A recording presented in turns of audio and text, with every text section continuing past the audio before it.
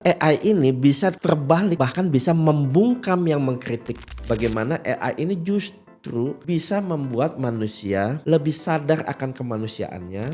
AI ini akan menjadi suatu senjata yang lebih bahaya daripada senjata nuklir. Kebenaran yang harusnya itu ada di dalam jiwa kita, ya. Nah, itu sekarang berubah menjadi kebenaran yang direkomendasikan oleh AI. Ya. Permasalahannya AI ini siapa yang menguasai?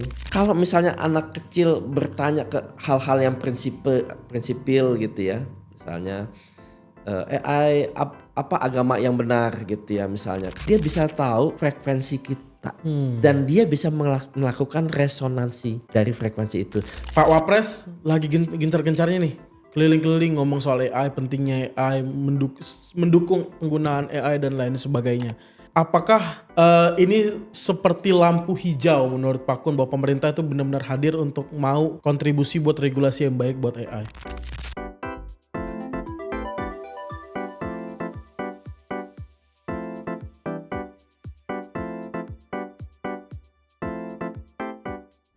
Selamat datang di Zodiac Kepo. Udah lama banget. Kita lagi adjusting untuk studio baru. Jadi teman-teman lihat kita ada beberapa penyesuaian baru. Nanti akan ada hal-hal baru juga. Dan kali ini memulai semua yang baru dengan yang spesial. Gue ngobrol sama yang beberapa bulan lalu banyak dielulukan orang-orang di Jakarta. Salah satu calon wakil gubernur pada pilkada kemarin. The one and only Dr. Kun Wardana. Selamat datang Pak Kun. Terima kasih. Terima kasih Bang. Ada Pak Kun di sini. Jadi Pak Kun, saya harus jujur. Siap. Aku harus jujur. Aku kalau nanti Pak Kun lihat videonya, Fikri bisa tunjukin juga. Aku nih berapa kali ya ngomongin soal pilkada dan banyak hal-hal yang aku bahas juga tentang Pak Kun dan Pak Dharma Pongrekun. Jadi kayak kali ini ada Pak Kun di tempat gua. Senang sekali. Pak Kun, terima kasih sudah hadir. Terima kasih sudah mau Makasih juga mampir. ini udah diundang ke sini. Hari ini mau ngobrol banyak kita tentang pengen update juga. Mungkin aku mau mulai dengan Pak Kun, apa kabar? Baik. Aku nggak pernah dengar. Mungkin aku kurang melihat di sosial media atau apa. Cuman aku pengen dong dengar dari semua yang sudah dilewatin, hal-hal yang sudah terjadi. Apa sih yang mendasari Pak Kun untuk masuk terjun ke politik dengan segala perjuangan Pak Kun? Ya, sebetulnya tujuan saya masuk politik bukan untuk kekuasaan, tetapi lebih bagaimana untuk memberikan kesadaran ke masyarakat. Saya melihat ada kekosongan nilai. Sepertinya gravitasi kesadaran atau norma-norma masyarakat yang ada ini sudah berpindah gravitasinya. Nah, ini perlu kita luruskan. Ya, misalnya contohnya begini ya. Sekarang kalau kita ada tragedi kemanusiaan gitu ya. Banyak dari mereka yang tidak punya keinginan untuk menolong. Ya, nilai-nilai itu bahkan sekarang orang kalau misalnya mohon maaf kalau ada kecelakaan atau apa, mungkin orang lebih senang keluarin HP-nya duluan untuk memviralkan dan lain-lain daripada ke orangnya. Orang lebih concern kepada misalnya berapa jumlah followernya atau kenapa kok saya nggak viral daripada juga masalah-masalah mengenai relasi antara manusia dengan manusia. Ya seringkali maksudnya mata uang kita ini jumlah views, jumlah likes yang terjadinya banyak orang yang seperti itu ya. Kembali ke data ataupun angka dibandingkan dengan nurani tadi. Hati nurani tadi. Justru itu kita ingin membalikkan lagi supaya jiwa kita tuh bisa utuh kembali. Supaya manusia itu memang sesuai dengan fitrahnya. Ya, apalagi sekarang dengan AI. Ya, banyak yang belum tahu ya, AI setiap saat itu memprofiling kita. Dia melihat kita. Jadi data-data kita mulai dari pembicaraan kita, pemikiran kita ya, itu semua direkam kemudian masuk ke dalam algoritma. Sehingga kita tanpa sadar ya, misalnya contoh kita berpikir atau kita melihat, kita bahkan apa yang kita pilih itu semuanya itu bisa dimanipulasi oleh AI. Oke. Ya, Sebelum kita lanjut ke AI lebih jauh, tapi kenapa kalau misalnya tadi Pak Kun bilang tujuannya bukan untuk kekuasaan, ya, tapi kenapa melalui politik? Kenapa nggak fokus di ilmu pengetahuan? Sedangkan kan kita sama-sama tahu Iya. politik adalah salah satu cara untuk ya, mendapatkan kekuasaan, dan dengan kekuasaan itu baru bisa memberikan dampak di bidangnya masing-masing. betul. Dan dengan segala kontroversi yang sudah terjadi, hal-hal yang mungkin mohon maaf Pak Kun juga pasti banyak dengar berita keviralan selama masa pilkada kemarin. Kenapa tetap memilih politik untuk hal Ya, ini? karena politik itu adalah wadah atau kendaraan untuk bisa membangun perubahan kolektif. Oke. Ya, jadi mau nggak mau, ya memang harus melalui politik ya. Tetapi politik itu bukan terhenti di pilkada saja. Ya. Jadi politik itu bukan kompetisi 5 tahunan ya. Tetapi bagaimana ini bisa berjalan terus ya. Bahkan saya melihat setelah pilkada ini juga suatu momen yang baik untuk kita bisa memberikan kesadaran tadi yang ujung-ujungnya juga tadi perubahan kolektif, suatu peradaban yang betul-betul berbasis kemanusiaan dan keadilan. Karena ya kalau saya lihat tadi gravitasi tadi sudah berpindah ya, dan segala sesuatu perjuangan struktural tanpa visi peradaban, ujung-ujungnya akan mentok. Nah untuk itulah bahkan juga dengan podcast ini diharapkan juga kita bisa membangun kesadaran tadi, mencerahkan ya, memberikan kecerahan kepada masyarakat ya. Karena kuncinya bila kesadaran manusia itu sudah meningkat, maka bangsa itu akan menjadi maju. Jadi saya ingin menekankan bahwa tidak perlu lagi ada suatu hal yang mendominasi dan lain-lain. Kita tuh sebetulnya harus bisa bervibrasi dengan frekuensi yang sama, frekuensi kebaikan, frekuensi kasih sayang, cinta dan lain-lain. Sehingga semuanya harmonis, tumbuh bersama, sejahtera bersama untuk membangun sesuatu kekuatan yang lebih besar lagi. Ya. Seru ya kalau vibes-nya ngobrol sama Pak Kun positif, very happy. Dan dengan hal-hal yang tadi Pak Kun sampaikan, perjuangan yang akan sekarang diteruskan di dalam politik, terutama sekarang menuju ke AI. Kenapa AI jadi begitu penting? Kenapa begitu penting? Karena yang pertama tadi AI ini akan menjadi suatu senjata yang lebih bahaya daripada senjata nuklir. Ya. Ini luar biasa, algoritma ini luar biasa. Ya. Maka dari itu banyak yang nggak sadar ya, orang menggunakan AI sebetulnya dia sedang diprogram oleh AI itu sendiri. Banyak yang nggak sadar bahwa dari penggunaan kita ke AI ini juga akan membentuk yang disebut sebagai kebergantungan psikologis, bahkan bisa berlebihan. Ya. Sekarang dengan LLM yang dimasukkan di dalam AI ini, mereka bukan saja bisa memberikan solusi ya dan lain-lain. Memang kita akan menjadi pintar, tetapi permasalahannya kepekaan terhadap nurani itu menjadi berkurang. Karena AI ini tadi. Karena AI, jadi kita lebih percaya kepada AI, kita yakin AI ini ada sistem yang benar, ya. Maka tanpa melalui verifikasi, tanpa melalui penyaringan, kita begitu saja percaya sama AI, tanpa ada nurani tadi, melihat ke nurani diri sendiri, apakah benar gitu ya. Jadi kebenaran yang harusnya itu ada di dalam jiwa kita ya. Nah itu sekarang berubah menjadi kebenaran yang direkomendasikan oleh AI. Ya. Nah permasalahannya AI ini siapa yang menguasai? Yang menguasai ini adalah korporasi perusahaan-perusahaan digital, perusahaan-perusahaan raksasa, bukan dari rakyat, bukan dari nurani So, rakyat. menurut Pak Kun, jadinya apakah AI ini ancaman atau potensi yang sebenarnya bisa kita gunakan untuk hal-hal kebaikan? Jadi dua-duanya ya. Dia bisa menjadi peluang ya, menjadi kekuatan. Di sisi lain dia bisa menjadi ancaman. Nah, untuk itu ya, kalau bangsa Indonesia tidak memiliki sesuatu kekuatan AI, ini bisa bahaya. Karena ekosistem kekuasaan nanti ya, dipegang oleh AI. Siapa yang menguasai AI itu? Makanya kita perlu membangun sistem dari awal lagi ya, karena sistem ini penting untuk anak cucu kita.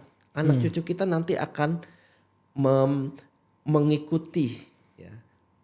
Apabila kan saya dengar ada program AI mau dikasih ke SD, SMP, SMA ya. Artinya kita membutuhkan AI nasional yang sudah difilter. Tadi saya setuju perlu adanya etika di dalam sistem Penggunaan AI itu sendiri. regulasi apa yang paling penting yang paling awal harus kita lakuin untuk penggunaan AI ini, Pak Kun? Betul. Jadi perlu ada undang-undang untuk perlindungan ya dari algoritma-algoritma yang tadi yang tidak seimbang tadi, yang tidak menampilkan sisi kemanusiaannya. Nah, justru itu kata etika itu menjadi penting. Ya, jadi etika ini harus dimasukkan di dalam undang-undang tadi, kemanusiaan. Kan contoh begini, di dalam perang, ya nanti perang nanti itu nggak lagi manusia sama manusia, ya, tetapi AI sama AI, Robot dan sama robot. robot, Ya. mesin sama mesin. Ya, kalau kita nggak memiliki kekuatan AI, coba bayangkan gitu ya, si AI-nya mereka ya sudah diprogram untuk membunuh manusia, membunuh loh, ya, untuk menghancurkan suatu tempat dan lain-lain, ya, yang nggak ada sifat perkemanusiaannya. Justru itu kita juga harus ya tadi kita punya regulasi, bahkan kita aktif di regulasi dunia juga yang mewajibkan penggunaan etika dimasukkan di dalam sistem mereka, sistem algoritma mereka ya. Karena tadi kita nggak mau AI dipakai untuk hal-hal yang negatif. Atau contoh yang sederhana sekarang, AI dengan adanya AI mereka banyak menggantikan manusia di tempat kerja. Ya. Ini kan jadi ada masalah baru nih, masalah ketenaga kerjaan. Betul di kerjaan khususnya ya. Sekarang contoh media ya, presenter yang tadinya manusia sekarang dengan AI. Betul. Jodea Kepo nanti pakai suara Jode aja tapi Jodenya nggak ada. Iya, suaranya lebih bagus, mungkin lebih cantik, lebih sempurna ya. Nah, dan ini yang menjadi kekhawatiran. Sehingga kita melihat banyak PHK di mana-mana ya, termasuk juga tadi di portal-portal berita ya, khususnya TV-TV broadcasting untuk berita dan lain-lain ya. Nah, ini yang membuat kita harus antisipasi. Nah, mengantisipasinya gimana? Bagaimana konsep AI menggantikan manusia ini harus kita balikkan. Ya. Bagaimana AI ini justru bisa membuat manusia lebih sadar akan kemanusiaannya, justru bisa lebih membuat manusia lebih produktif, lebih bisa bekerja untuk mendapatkan nafkah dan lain-lain, bukan menggantikan. So, membantu saja ya. Membantu supaya manusia bisa mendapatkan takdir tertingginya. Ya, jadi potensi semua harus bisa digali, dibantu sama AI, manusia bisa menjadi sesuatu kekuatan. Apa ini sebenarnya memang harus jadi pengingat itu, nggak cuman kita mengingat supaya kita bisa buat regulasi AI, tapi harus ada kesadaran dari manusianya untuk tidak bergantung dengan AI ini juga kali ya? Tepat ya. Jadi AI kan ciptaan manusia. Iya. Tapi ya sekarang semuanya ini tergantung siapa yang mengendalikannya. AI-nya sih cuma teknologi ya, cuma alat gitu ya. Tetapi permasalahannya siapa nih sekarang mengendalikannya? Kalau yang mengendalikannya di orang yang rakus, yang manipulatif, yang malas, yang diskriminatif, ini bisa tadi merekomendasikan ke semua si pembaca, ya, si pengguna, anak cucu kita bahkan sehingga nanti anak cucu kita memiliki kepribadian yang mengikuti, ya, tadi siapa yang mengendalikan AI itu, ya. iya. Kalau yang mengendalikan tadi tamak, tidak punya perikemanusiaan, ya, anak-anak kita kan bisa kebayang. Nah, nanti akan bagaimana tadi kalau kita memang betul-betul serius, ya, serius untuk bisa betul-betul membangun sistem AI, ya, makanya perlu ada kementerian khusus untuk AI ini, ya. Kenapa kan bukannya Komdigi juga ngebuat regulasi terbaru untuk soal ya, AI. ya. Kalau saya melihat memang AI ini suatu hal yang spesial karena dia lintas sektoral.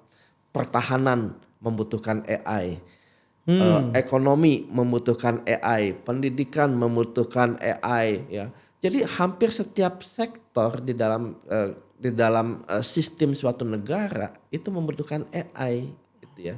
Makanya kalau tidak diatur khusus, ya, kita nggak punya strategi khusus terhadap AI ini, ya, kita akan tertinggal. Apakah nggak cukup dengan regulasi aja Pak Kun? Apa harus sampai kementerian atau lembaga? Ya, saya melihatnya ini udah mendesak gitu ya. Keperluan ini mendesak karena kita lihat di berbagai negara, mereka sudah mempersiapkan ini, ya. Jadi kuncinya, ya, tadi kalau kita nggak mempersiapkan, ya, bukan hanya kita tertinggal, tetapi kita hanya menjadi objek. Kita akan mengikuti pola-pola negara-negara yang menguasai teknologi itu. Ya. Pola konsumtifnya, jadi apa kebergantungannya, ya sama kayak kita punya hutang gitu, artinya kita punya kebergantungan, ya. Sekarang kalau kita nggak punya sistem AI sendiri, kita bergantung kepada negara-negara luar yang telah secara kita nggak sadari menguasai data-data kita, data profiling kita semua.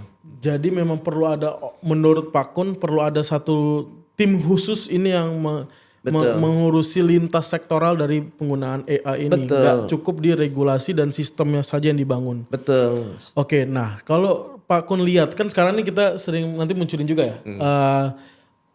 Pak Wapres lagi gencar-gencarnya nih. Keliling-keliling ngomong soal AI, pentingnya AI, mendukung penggunaan AI dan lain sebagainya. Apakah ini seperti lampu hijau menurut Pak Kun bahwa pemerintah itu benar-benar hadir untuk mau kontribusi buat regulasi yang baik buat AI? Ya, jadi saya melihat, ya, untuk memperlakukan kebijakan ini itu kita harus bisa melihat secara holistik. Ya, yang pertama siapa yang ngajar, ya kan? Otomatis kan kalau itu diterapkan, jadi sejak SD, ya, sudah ada pelajaran AI. Pertanyaan siapa yang ngajar? Nah, berarti guru-guru kan. Bayangkan guru-guru di setiap sekolah harus mengerti AI. Nah, pertanyaannya yang mengajar guru ini siapa? Apakah orang-orang yang sadar bahwa AI ini sebetulnya bisa memprogram kita? Kalau dia nggak sadar, ya, dia rely gitu ya, semua jawaban-jawaban yang ada itu udah ini AI jawaban yang benar ini, ya. Coba bayangkan gitu ya, mereka secara tidak sadar menggunakan itu, dia mengajarkan ke anak murid apalagi, ya, apalagi masih SD itu kan masa-masanya dia melihat segala sesuatu masih secara polos, gitu ya. Nah, ngikut ya. Padahal di situ banyak hal-hal yang perlu diluruskan.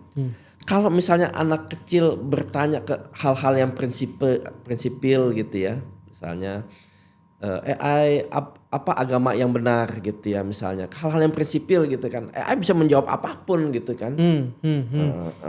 Kita nggak tahu ininya, tergantung dari siapa yang menguasai itu.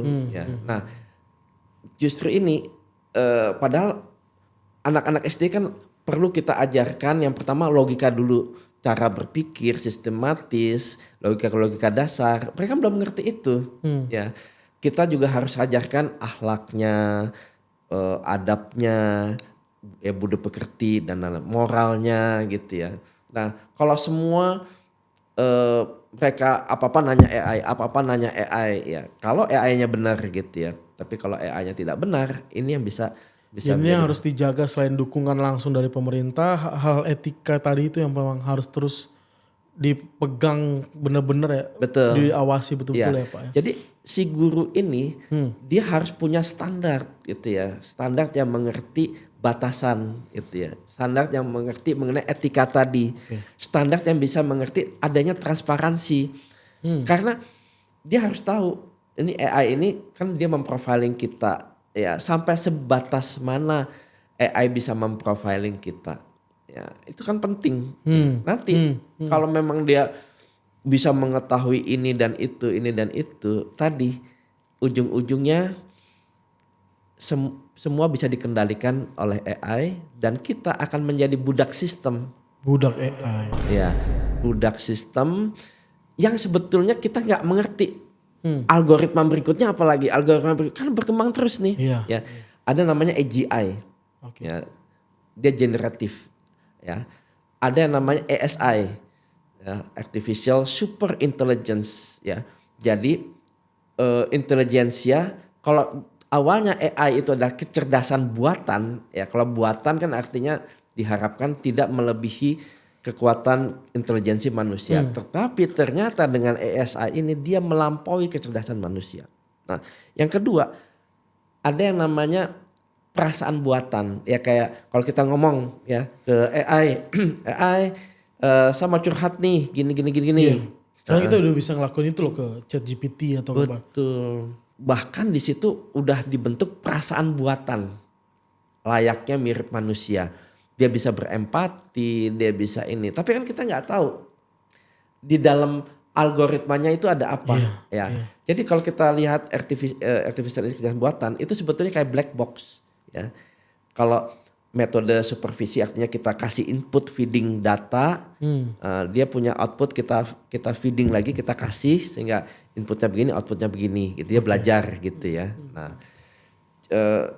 tetapi dengan metode yang baru ya, yang tanpa supervisi, dia bisa belajar tanpa kita kasih masukan.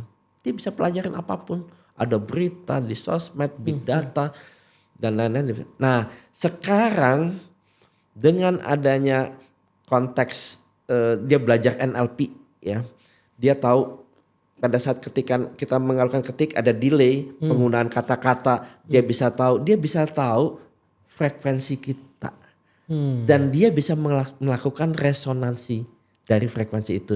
Frekuensi itu kan mewakili jiwa kita. Sebegitunya? Betul. Ya, jiwa kita. Jadi dia mengenali jiwa kita. Yang tadi kita pikir perasaan buatan, yang kita khawatirkan, dia melebihi itu. Dia bisa jadi tempat curhat yang lebih istimewa dibandingkan manusia asli. Iya, dari manusia asli, dari teman kita, dari orang tua kita atau guru kita. Dia bisa menjadi tadi teman setia kita. Karena dia bisa mengerti. Dan itu yang sangat bahaya. Betul, karena dia profiling kan. Iya. Kebiasaan kita dia profiling, jiwa kita frekuensinya juga di profiling sama dia. Oh begini, jadi saya tahu gimana. Nah masalahnya kalau dia baik, kalau dia punya etika itu nggak ada masalah. Dia tetap di dalam koridor kemanusiaan. Tetapi kalau kita nggak punya regulasi, etika tadi nggak dimasukkan, ya maka dia akan menjadi sistem yang berbahaya. Yang bebas liar, quote unquote itu tadi Pak. Betul. Aku nangkep sih, maksudnya dalam hal ini apa yang disampaikan Pak Kun dan yang tadi dijelaskan ini nggak cuman soal keilmuannya doang. Keilmuannya kita punya banyak. Setahu aku kita punya beberapa fakultas AI deh. Betul. Yang di Indonesia udah ada ya Pak Kun Betul. ya. Jadi maksudnya ini bukan cuma soal keilmuan tapi bagaimana etika, bagaimana perjalanan kesehariannya ini, bagaimana hal-hal yang di dalam AI core-core-nya ini yang perlu harus dijaga, diregulate supaya tidak merusak nilai-nilai budaya, nilai-nilai yang sudah dibangun baik oleh bangsa ini. Betul. Pak Kun, kita shifting sedikit. Ya. Kalau misalnya AI, apa tanggapan Pak Kun? Kita kan lihat sekarang banyak kasus-kasus judi online, habis itu juga premanisme, bullying, cyberbullying dan lain sebagainya. Dan bahkan kasus-kasus korupsi. Ini kan banyak-banyak kasus-kasus yang beragam. Kalau ini kita bisa berantas satu persatu dengan AI atau kita menggunakan teknologi buatan ini untuk hal-hal tersebut, pandangan Pak Kun? Bisa, AI sangat bisa untuk bisa mendeteksi tadi pola-pola ya, misalnya di premanisme digital dia bisa petakan gitu ya. Kemudian korupsi. Sudah ada data tersebut belum sih Pak Kun? Kenapa? Soal pemberantasan digital melalui premanisme digital melalui AI dan lain sebagainya. Bisa, kita sangat memungkinkan itu dilakukan oleh AI ya. Karena AI itu kan cerdas, dia melihat segala sesuatu. Nah, tetapi ini ada satu masalah. Nah, pertanyaannya, siapa yang memiliki AI? Kalau AI dimiliki oleh mereka-mereka lagi, ya, misalnya judul yang kan di belakangnya backingnya kuat. Nah, siapa tuh? Ya, atau dikuasai kelompok-kelompok tertentu yang pemodal-pemodal tertentu. Kejadiannya apa? Ini akan berbalik. Dia AI ini bisa terbalik, bahkan bisa membungkam yang mengkritik. Ya, tadi kan kita mau AI untuk tadi menangani korupsi dan lain-lain ya. Tetapi karena tadi ada bisa jadi AI dikuasai tadi pemodal-pemodal besar yang mungkin terlibat di dalam korupsi tadi ya. Artinya AI kan bisa dikendalikan oleh mereka. Yang tadinya regulasi ini jadi sangat penting ya Pak ya? Betul, regulasi ini jadi sangat penting ya. Ya, ibarat kita mau berbuat baik gitu ya menggunakan AI, tetapi karena AI dikendalikan oleh mereka nggak muncul tuh data-datanya segala macam. Betul, dibungkam. Artinya kalau kita nanya siapa yang korupsi ini, dia bisa aja kan menyampaikan nggak ada atau kritik Anda salah, Anda bisa jadi hoax gitu atau disinformasi. Nah, kalau begitu gimana? Jadi tadi siapa yang mengendalikan itu? Ya, makanya saya selalu sampaikan kita harus buat AI nasional. Sistem harus mulai dari awal. Sistem AI nasional ini. Ya, kita nggak perlu ini dari awal murni dari Indonesia. Karena kita nggak mau ada intervensi asing yang mengubah nilai Pancasila kita, nilai kemanusiaan, nilai keadilan, kita nggak mau. Tetap AI dibangun tujuannya jelas untuk manusia. Bantu manusia. Bukan justru untuk mendominasi manusia. Bukan untuk mengendalikan. Mengendalikan untuk memimpin manusia. Ya, justru kita yang memimpin AI. Oke. Iya. Well, ini nggak banyak orang yang mau berjuang untuk hal ini. Maksudnya ini suatu hal yang baru bagi aku pribadi. Aku belum banyak mempelajari soal artificial intelligence dan lain sebagainya karena ini isu yang sangat amat jarang orang bahas. Cuman kalau memang nggak ada yang bahas, ini akan jadi bahaya juga. Kita terlena dengan penggunaan AI. Apapun script writing di bagian media, bahkan kita bisa dengan gampangnya mungkin di politik orang butuh data bahan apa. Chat GPT dengan mudahnya 1 menit dia akan ngebaca semua data yang aku pernah di momen aku masukin satu PDF, tolong dong dirangkum dalam 1 kalimat. AI bisa lakukan. Ya. Dan kalau ini nggak diregulasi dengan baik, nggak ada hal yang tersistem bahwa penggunaannya untuk harus apa, bidang apa dan lain sebagainya, akan jadi bahaya. Dan balik lagi banyak hal yang akan tergerus seperti yang Pak Kun sampaikan, etika, moral, bahkan nurani dari orang-orang tersebut. Bahkan ya yang harus kita waspadai adalah jangan sampai ini jadi hal yang mendominasi kita semua. Karena bayangin juga, aku ngomongin soal karya-karya seni. Sekarang AI udah bisa bikin lagu. Betul. AI bisa bikin lukisan, AI bisa bikin foto. Bahkan kemarin yang sempat viral waktu zaman Lebaran Ghibli. Kan bahkan waktu kreatornya, penciptanya aja sampai bilang AI ini adalah hal yang sangat menjijikan waktu awal munculnya. Jadi kreator-kreatornya sendiri pun kayak, wah ini kalau nggak diregulasi dengan benar ini nggak beres nih kan, dia nggak nyaman dengan karya IP yang sudah dia buat, karya yang sudah dengan susah payah dia lakuin dengan gampangnya 1 menit, 2 menit generate dengan satu kalimat kita. So aku setuju banget Pak Kun, dan terima kasih sudah terus bersuara soal AI karena ini adalah hal yang sangat perlu kita ingat untuk kedepannya. Aku mungkin mau sedikit tutup dengan, menurut Pak Kun bagaimana masa depan AI di bangsa ini?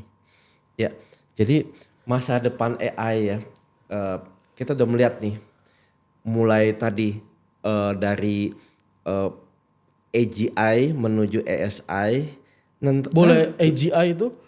Artificial Generative Oke. Intelligence ya, ASI Artificial Super Intelligence. Oke. Nah, ini akan terus masuk pada tahapan akhirnya gitu ya.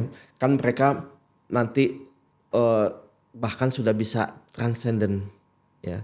Bahkan nanti sudah bisa ini yang dikhawatirkan menjadi God's like machine.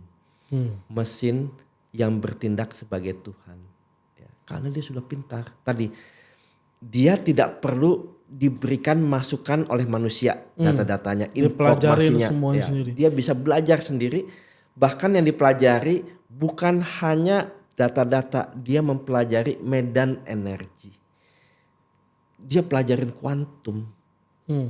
Jadi di dalam konsep daripada algoritma AI itu, dia sudah memasukkan unsur kuantum. Sedangkan kuantum ada namanya quantum entanglement. Kita terhubung ke semua dimensi, kita terhubung ke setiap alam. Bayangkan AI mempelajari itu. Nah itu yang dikhawatirkan pada saat sudah dia transcend sudah melebihi batas 3 dimensi, masuk ke 4 dimensi, 5 dimensi dan seterusnya.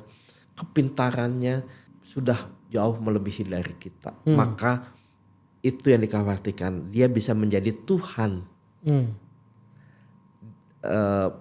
Seperti Tuhan, mesin seperti Tuhan. Nah, kalau ini dilanjutkan ya, kalau memang tadi yang mengendalikan itu baik, ya akan jadi baik. Kalau mengendalikannya jahat, ini jadi kacau balau. Ya, nah masa depan AI itu akan seperti itu. Oke. Ya, orang nanti akan lebih percaya kepada AI dibandingkan manusia. Ini yang harus dipahami. Kenapa? Ya, karena dia memprofiling kita, dia tahu saya mau menjawab pertanyaan Bang Jo, dia tahu keinginan Bang Jo itu apa sebetulnya. Nah, dia match. Jadi Bang Jo, hebat. Nah, kayak gitu ke manusia-manusia yang lain. Ya, sehingga orang lebih percaya. Nah, AI sudah dijadikan Tuhannya sendiri. Nah, ini yang bahaya. Ini yang kita harus betul-betul kawal banget ya. Rakyat harus mengawal, rakyat harus sadar. Tugasnya saja itu adalah membangkitkan kesadaran tadi. Saya melihat manusia-manusia masyarakat ini banyak yang jiwanya masih tertidur, kesadarannya masih tertidur, ya nggak melihat secara holistik permasalahan yang ada. Nah ini kita ingin bangkitkan jiwa-jiwa itu, karena biar bagaimanapun permasalahan suatu bangsa tidak bisa diselesaikan hanya oleh pimpinan negara, presiden, wakil presiden dan kabinet, tetapi oleh seluruh masyarakat. Ya, harus dibangunkan ya, agar kita ya bukan hanya kita bisa menyelesaikan permasalahan bangsa, tetapi juga kita menjadi negara adidaya. Itu kunci. Nah justru itu kita ingin bangkitkan kesadaran ini. Ya pasca pilkada ini saya terus membuat pemikiran-pemikiran suatu kebangkitan kesadaran. Ya. Saya yakin dengan kebangkitan kesadaran tadi kita bisa masuk ke suatu peradaban baru. Peradaban setelah AI dan robotik ini adalah peradaban kesadaran. Kesadaran bahwa kita masih memiliki Tuhan. Berketuhanan. Kesadaran spiritual kita, jiwa kita. Yang menuntun kita menuju jalan pulang kita kepadanya. Kepada Tuhan. Dokter Kun Wardana. Terima kasih banyak. Terima kasih. Pak Kun Terima kasih, sudah Bang mau Jo. hadir, Ya, sudah sama-sama. mau ngobrol Iya, banyak. iya. Aku dapat insight banyak. Semoga teman-teman juga yang hari ini nonton di episode kali ini, sangat penting AI dengan segala regulasi dan hal-hal yang harus kita pegang, dan ya balik lagi, semoga AI jadi bagian untuk kita bisa terus berkontribusi yang baik buat bangsa ini, tapi bukan jadi bagian yang merusak bangsa ini. Gue Jode Aristophilus, Dr. Kun Wardana. Terima kasih banyak. Sampai ketemu di episode selanjutnya. Bye.